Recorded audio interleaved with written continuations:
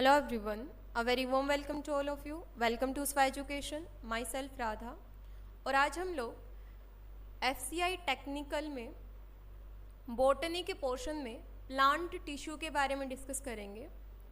So let's start with our today's lecture.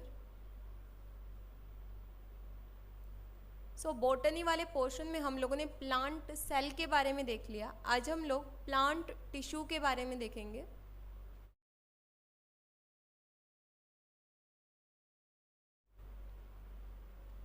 So plant tissue क्या होगा? Plant tissue is a cluster of cell. Tissue क्या होता है? Cluster of cell होता है। And in case of plant tissue include permanent and meristematic tissue. So tissue क्या होगा? Tissue is a cluster of cell. बहुत सारे सेल मिलके तब टिश्यू बनता है।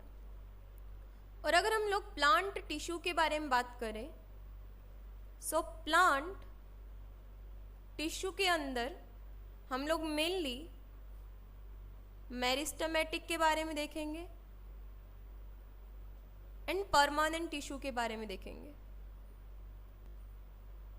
Permanent tissue. So plant tissue mainly permanent tissue and meristematic tissue। और अगर हम लोग पहले मेरिस्टेमेटिक टिश्यू के बारे में बात करें, सो मेरिस्टेमेटिक टिश्यू में भी apical meristem, intercalary meristem and lateral meristem. So meristematic tissue क्या होगा? Basically plant growth is limited to certain region where tissue division is happen. क्या देखने को मिलता है? प्लांट के कुछ रीजन में पहले टिश्यू डिवाइड करता है और उसके बाद में फिर ग्रोथ देखने को मिलेगी। और इन टिश्यूज को हम लोग क्या बोलते हैं? मेरिस्टेमेटिक टिश्यू बोलते हैं। These are located in the growth region of plant. कहाँ लोकेटेड होंगे? ग्रोथ रीजन ऑफ प्लांट, जहाँ पर ग्रोथ होनी है। For example stem, root. Generally we divide meristematic tissue into 3: apical meristem, intercalary meristem and lateral meristem. Generally meristematic tissue को 3 में divide किया गया है। एपिकल मेरिस्टम पहला, दूसरा intercalary meristem and third one is lateral meristem. अगर हम लोग एपिकल मेरिस्टम के बारे में बात करें, सो एपिकल मेरिस्टम कहाँ होगा? ये वाला रीजन कौन सा है? ये वाला रीजन है शूट वाला या टिप वाला पोर्शन, शूट के टिप वाला पोर्शन। सो एपिकल मेरिस्टम कहाँ देखने को मिल रहा है? एक तो शूट के टिप में और एक देखने को मिल रहा है रूट टिप में। रूट टिप यानी एपिकल मेरिस्टम कितने तरीके का होगा? Shoot apical meristem and root apical meristem. और यहाँ पर शूट वाले रीजन में क्या देखने को मिलेगा? यहाँ पर कॉन्टिन्यूसली टिश्यू डिवाइड करेगा और रूट वाले रीजन में भी एपिकल मेरिस्टम टिश्यू डिवाइड करेगा। और जैसे जैसे ये डिवाइड करेंगे, सो ये क्या काम करेंगे? ये शूट के ग्रोथ के लिए और रूट की ग्रोथ करवाने के लिए रिस्पॉन्सिबल होंगे। दूसरा आता है intercalary meristem. Intercalary meristem tissue कहाँ देखने को मिल रहा है? ये यहाँ पर देखने को मिल रहा है, नियर द नोड। जैसे यहाँ पर, ये यहाँ पर लीफ वाला रीजन है, ये यहाँ पर देखने को मिल रहा है, near the node.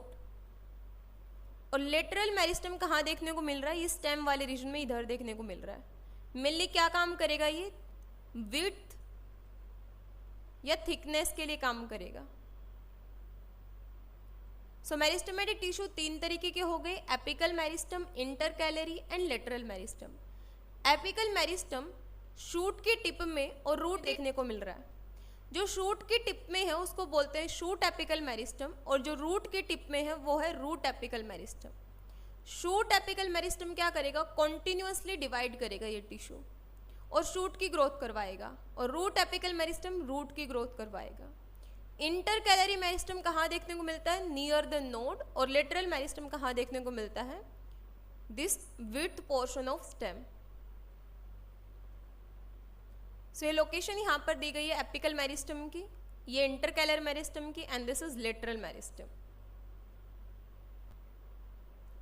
So apical meristem क्या है? Apical meristem is basically located at tip of stem and root. कहाँ देखने को मिलता है? स्टेम या शूट के टिप पे, इसलिए इसको शूट एपिकल मेरिस्टम बोलते हैं, और रूट टिप में, इसलिए इसको रूट एपिकल मेरिस्टम बोल दिया जाता है. और ये क्या काम करेगा? शूट और रूट के ग्रोथ के लिए रिस्पॉन्सिबल होगा, उनकी लेंथ प्रोवाइड करवाएगा. अगर शूट में देखने को मिल रहा है तो शूट को लेंथ देगा, और रूट में जैसे ही ग्रोथ होगी तो रूट के लेंथ के लिए. So it result in increase in length of shoot and root. Lateral meristem कहाँ देखने को मिलता है? Near the lateral meristem increase in girth, means we can say thickness of stem and root. So ये क्या है? लेटरल मेरिस्टम है. सो ये थिकनेस को ग्रो करवाएगा. Intercalary meristem is basically located near the node. कहाँ पर लोकेटेड होगा? Near the node. ये नोड है, सो नियर द नोड ये प्रेजेंट होगा. सो हम लोगों ने प्लांट टिश्यू के बारे में देख लिया. टिश्यू क्या होगा? क्लस्टर ऑफ सेल होगा, जिसमें कि हम लोग परमानेंट और मेरिस्टम टिश्यू के बारे में देखते हैं. मेरिस्टमेटिक टिश्यू के अंदर हम लोग एपिकल मेरिस्टम, इंटरकैलरी और लेटरल मेरिस्टम के बारे में देखते हैं. मेरिस्टमेटिक टिश्यू कहाँ प्रेजेंट होंगे? जो ग्रोइंग पार्ट्स होंगे प्लांट के, वहाँ पर ये प्रेजेंट होंगे. एपिकल मेरिस्टम भी हम लोग ने दो तरीके का देखा, shoot apical meristem and root apical meristem. Intercalary meristem and lateral meristem, ये हम लोग ने डिस्कस कर लिया. अब हम लोग देखेंगे परमानेंट टिश्यू के बारे में, जिसमें simple permanent and complex permanent tissue.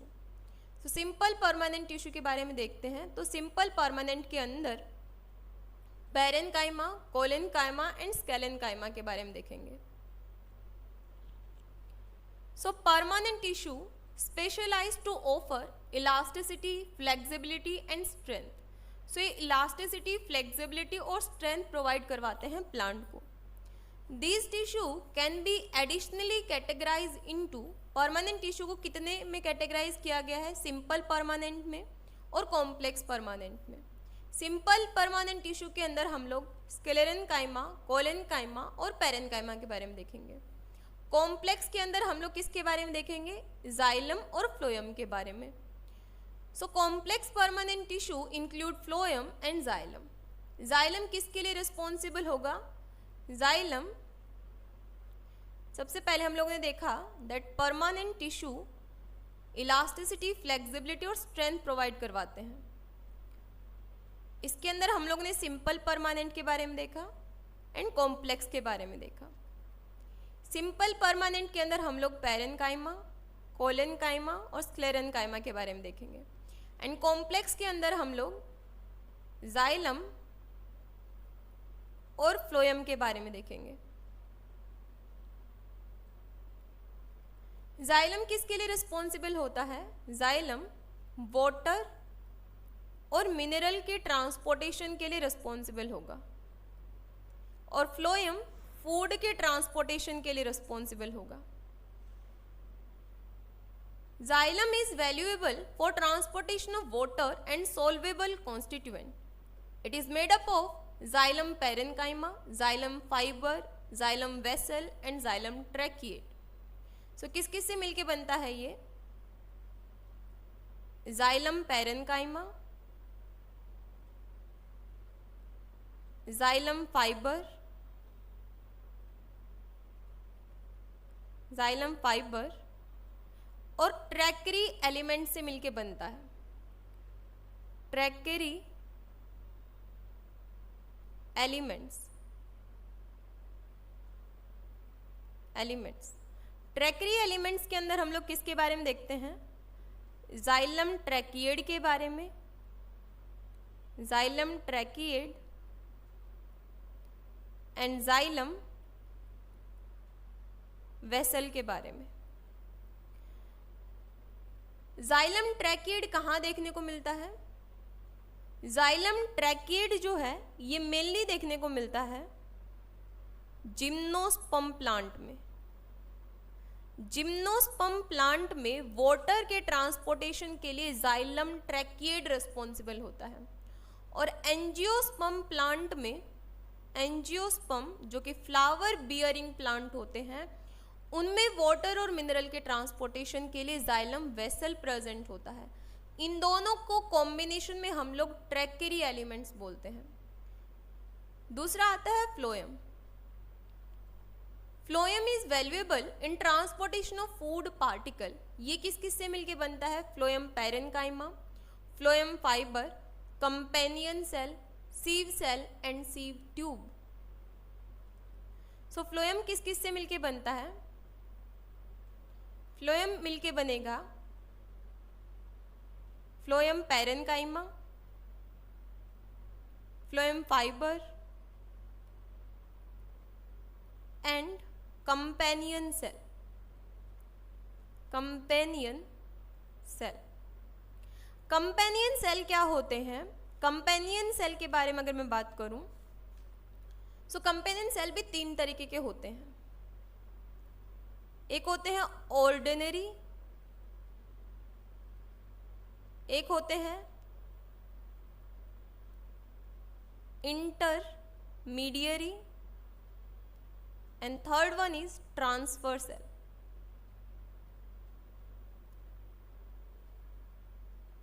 Next आता है यहां पर और किससे मिलके बनते हैं phloem? Sieve cell and sieve tube से। सीव सेल और सीव ट्यूब को कॉम्बिनेशन में क्या बोला जाता है? सीव सेल और सीव ट्यूब को कंबाइनली बोला जाता है सीव एलिमेंट्स। सीव एलिमेंट्स कौन कौन से? Sieve tube and sieve cell. Sieve tube कहाँ प्रेजेंट होगा? एंजियोस्पर्म प्लांट में। सीव सेल प्रेजेंट होगा जिम्नोस्पर्म प्लांट में। एंजियोस्पर्मिक प्लांट में फूड के ट्रांसपोर्टेशन के लिए सीव ट्यूब रिस्पॉन्सिबल होता है, और जिम्नोस्पर्मिक प्लांट में फूड के ट्रांसपोर्टेशन के लिए सीव सेल प्रेजेंट होता है। जनरली क्या देखने को मिलता है? अगर मैं आपको कंपेनियन सेल के बारे में समझाऊं, जनरली ये देखने को मिलता है mesophyll cell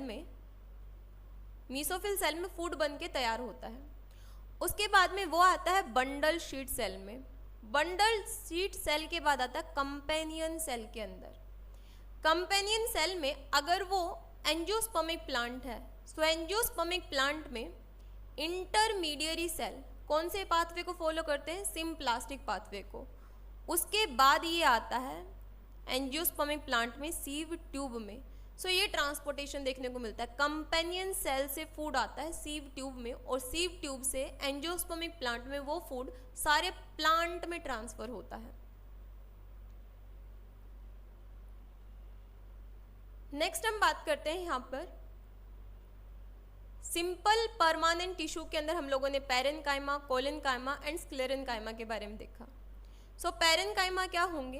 parenchyma alive polygonal cell होते हैं जिनमें सेंट्रल वैक्यूल बड़ा होता है और इंटर सेलुलर यानी 2 सेल के बीच का स्पेस होता है। Parenchymatous cell create ground tissue and pith. Parenchyma consist of chloroplast. Parenchyma chloroplast containing क्या कहलाएगा? क्लोरेन्काइमा। क्लोरेन्काइमा किसको कंसिस्ट करके रखता है? क्लोरोप्लास्ट को, और क्लोरोप्लास्ट के अंदर क्लोरोफिल होती है जो कि फोटोसिंथेसिस के लिए रिस्पॉन्सिबल होती है। Parenchyma which consist of air void, अगर एयर स्पेस प्रेजेंट है उसको बोलते हैं aerenchyma. Some parenchymatous cell perform as storage chamber for starch in vegetable and fruit. कुछ पैरेन्काइमा सेल क्या काम करते हैं? स्टार्च जो कि क्या है? स्टोरेज फॉर्म होता है फूड का, storage form of food in case of plant. So plant food को स्टार्च के फॉर्म में स्टोर करते हैं और सुक्रोज के फॉर्म में ट्रांसफर करते हैं। सो पैरेन्काइमा सेल जो है ये स्टोरेज के जैसा भी काम करेगी, स्टार्च को स्टोर करने का काम करेगी in vegetable and fruit. Next आता है collenchyma cell. These are stretched out living cell with minute intercellular gap. Intercellular gap यहाँ पर कितना होगा, माइन्यूट होगा, बहुत कम होगा। और मेनली इनका सेल वॉल किससे मिलके बनता है, सेलुलोज और पैक्टिन से। Collenchyma is found in the marginal region of leaf and stem and offer flexibility with the structural framework and mechanical support to the plant। क्या काम करते हैं ये, मैकेनिकल सपोर्ट प्रोवाइड करवाते हैं, स्ट्रक्चरल सपोर्ट प्रोवाइड करवाते हैं प्लांट को। नेक्स्ट आता है sclerenchyma. These are elongated dead cell with lignin deposit in their cell wall। जैसे कोलेनकाइमा सेलुलोज और पैक्टिन से मिलके बनता है, ये लिग्निन कंसिस्ट करके रखते हैं और इंटरसेलुलर गैप इनमें एब्सेंट होता है।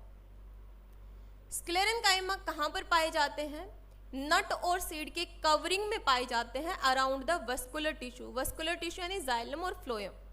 और क्या करते हैं ये, स्ट्रेंथ प्रोवाइड करवाते हैं प्लांट को। नेक्स्ट कॉम्प्लेक्स परमानेंट टिश्यू के अंदर हम लोगों ने कॉम्प्लेक्स परमानेंट टिश्यू के अंदर जाइलम और फ्लोएम के बारे में देखा। जाइलम कहाँ पर हेल्प करता है, वाटर और मिनरल के ट्रांसपोर्टेशन में हेल्प करता है। किससे मिलके बनता है, xylem vessel, tracheid, xylem fibre and parenchyma. Xylem mainly क्या होता है, डेड टिश्यू होता है। इसके अलावा कैपिलरी मूवमेंट के थ्रू ये क्या करता है, वाटर को प्लांट में ट्रांसफर करने का काम करता है। और जाइलम की अगर मैं बात करूं तो यहाँ पर ट्रैकेरी एलिमेंट्स के बारे में हम लोग देखते हैं, जिसके अंदर जाइलम ट्रैकिएट और जाइलम वेसल आता है। जाइलम ट्रैकिएट पाया जाता है मेनली जिम्नोस्पर्म में और जाइलम वेसल पाया जाता है एंजियोस्पर्म में। नेक्स्ट आता है फ्लोएम। फ्लोएम कहाँ पर हेल्प करता है, फूड के ट्रांसपोर्टेशन में हेल्प करता है। ये phloem fibre, sieve tube, parenchyma cell, companion cell, इनसे मिलके बनता है। सो मेनली यहाँ पर क्या आता है, जाइलम के केस में एक आता है यहाँ पर ट्रैकेरी एलिमेंट का कंसेप्ट। ट्रैकेरी एलिमेंट्स में जाइलम ट्रैकिएट और जाइलम वेसल, इन दोनों को मिला के बोला जाता है ट्रैकेरी एलिमेंट। और अगर ये पूछा जाए कि जिम्नोस्पर्म प्लांट में वाटर के ट्रांसपोर्टेशन के लिए कौन रिस्पॉन्सिबल होता है, सो जिम्नोस्पर्म प्लांट में जाइलम ट्रैकिएट रिस्पॉन्सिबल होता है और एंजियोस्पर्म प्लांट में जाइलम वेसल प्रेजेंट होता है। Mainly for example this is a plant. So यहाँ पर ये रूट वाला पोर्शन है, जब सॉइल से वाटर लिया जाता है तो शॉर्ट डिस्टेंस ट्रांसपोर्ट होता है। शॉर्ट डिस्टेंस ट्रांसपोर्ट किसके थ्रू होता है, डिफ्यूजन के थ्रू मेनली देखने को मिल जाता है। बट अगर हम लोग लॉन्ग डिस्टेंस ट्रांसपोर्ट के बारे में बात करते हैं, सो लॉन्ग डिस्टेंस ट्रांसपोर्ट में ट्रांसपिरेशन पुल काम करता है। ट्रांसपिरेशन पुल, जिसके अंदर हम लोग बात करते हैं कोहेसन के बारे में, अडहेशन के बारे में और सरफेस टेंशन के बारे में। लॉन्ग डिस्टेंस ट्रांसपोर्ट यानी रूट से प्लांट के हर पार्ट तक वाटर कैसे जाएगा, ट्रांसपिरेशन पुल के थ्रू।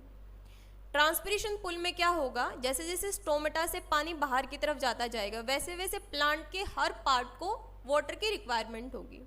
सो cohesion, adhesion, surface tension. Cohesion क्या होता है, कोहेशन होता है जब वाटर अट्रैक्शन। अडहेशन क्या होगा, जब जाइलम का वॉल और वाटर का अट्रैक्शन यानी डिसिमिलर अट्रैक्शन। और सरफेस टेंशन में क्या देखने को मिलता है, वाटर मॉलिक्यूल कैपिलरी के थ्रू अपना शेप गेन कर लेंगे। कोहेशन के through water attraction, then xylem wall के साथ जाइलम के साथ अट्रैक्शन और देन कैपिलरी के अकॉर्डिंग शेप लेना, दैट इज सरफेस टेंशन। इन तीनों को कंबाइनली बोला जाता है। ये कोहेशन, अडहेशन, सरफेस टेंशन, ये ट्रांसपिरेशन पुल क्रिएट करेंगे और ये क्या करेंगे, टेंसाइल स्ट्रेंथ देंगे किसको, give tensile strength to water, ताकि वो अपवर्ड कैपिलरी के थ्रू मूवमेंट कर सके। फ्लोएम के बारे में क्या बात की गई है यहाँ पर?